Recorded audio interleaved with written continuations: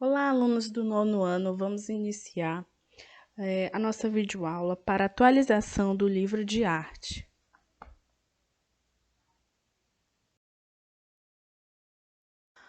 Bom, o capítulo 2 ele tem como título Musa? Que nada, sou artista. Em resumo, esse capítulo ele vai tratar da questão da mulher sempre ser vista como musa. Vamos pensar na nossa realidade, por exemplo. Eu estou apresentando esse capítulo para vocês agora, né, com essa temática. E eu pergunto: vocês conhecem muitas pintoras, muitas artistas que são conhecidas por suas obras? Acredito que vocês responderam que não, mas vocês conhecem pintores que têm suas obras e a sua vida conhecida até hoje, né? Então temos o exemplo desses quadros que são muito famosos no mundo todo. Eu tenho o quadro da Mona Lisa, tá? Que é o primeiro, que ela foi pintada por Leonardo da Vinci. Então, com certeza vocês conhecem esse pintor, esse artista, né? E não só pela obra da Mona Lisa, mas por outras obras dele.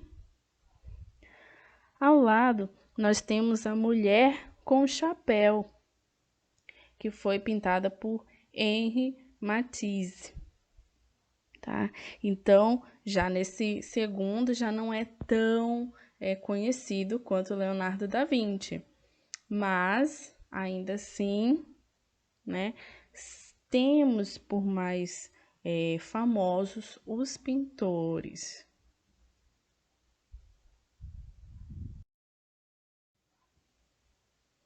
Bom, nesse capítulo é importante percebermos a importância do trabalho das artistas, né? As artistas que estudamos lá no nosso primeiro capítulo, que foram Anita Malfatti e Tarsila do Amaral, que ficaram super conhecidas após a Semana de Arte.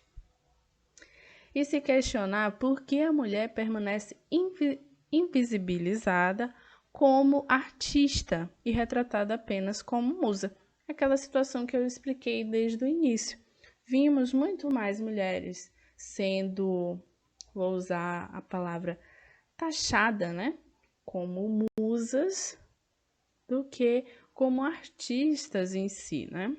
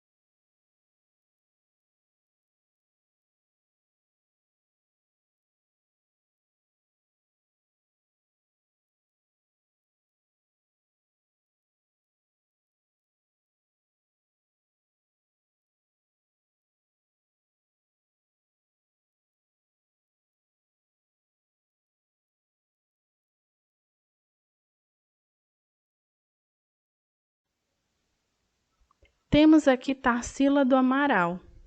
Tarsila do Amaral foi a responsável pela consolidação dessa nova liberdade de pintar. Ela conseguiu desenvolver todo o seu trabalho artístico com mais tranquilidade.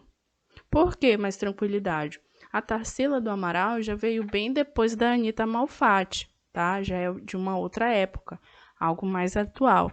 Então, na época que a Tarsila do Amaral apresentou suas obras, né, da forma como foram feitas, já era uma época que já aceitava mais essa identidade brasileira, né? De traços mais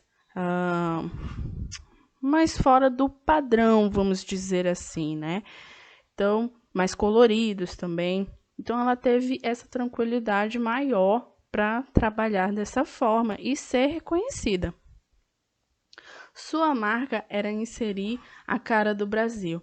Então, vamos observar as obras da Tarsila e ver que realmente, né, ela tem a cara do Brasil, pelas formas aqui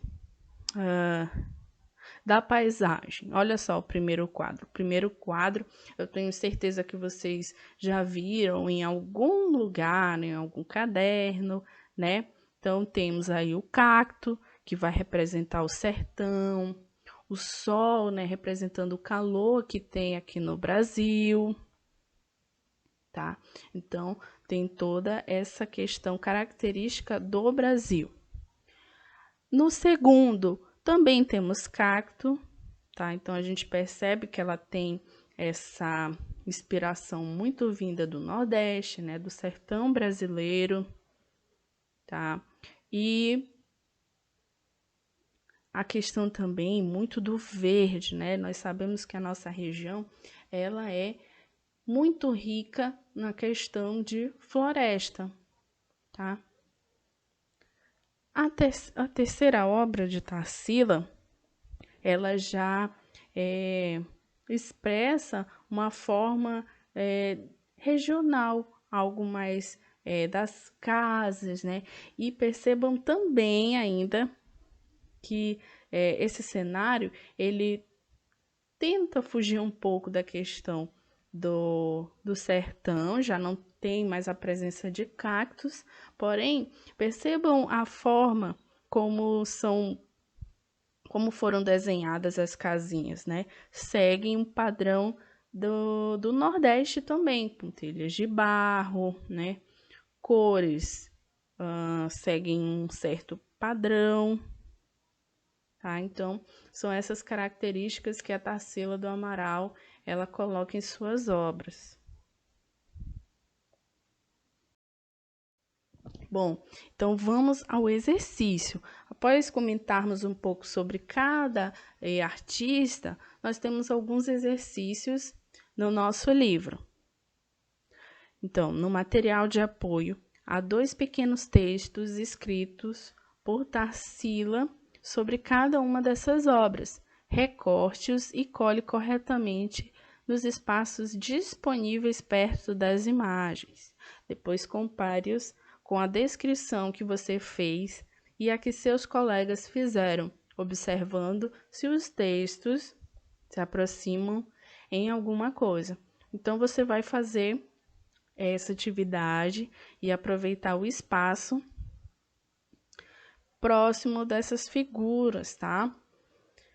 Façam o seu, que no retorno vamos comparar com a resposta dos colegas, tá? Então, não precisa ser tão perfeito, não há um padrão para essa resposta, sendo ela pessoal, tá? Então, não tem como eu colocar aqui para vocês, vai da opinião de cada um. Terceira, o quadro a seguir se chama Antropofagia. Observe se ele tem algo em comum com outras telas. Depois escreva um pequeno texto com sua interpretação sobre essa imagem, ou seja, o que você acha que a imagem representa, quem são seus personagens, se ele conta uma história, etc, ou etc, né? Nesse caso, você é totalmente livre para imaginar o que quiser. Então, olha, por esse motivo eu não comentei sobre os personagens, eu comentei muito mais sobre as características, a questão da Tarsila usar o verde, né, e essa inspiração pelo sertão brasileiro. Então, você vai escrever a sua interpretação sobre a obra de Tarsila.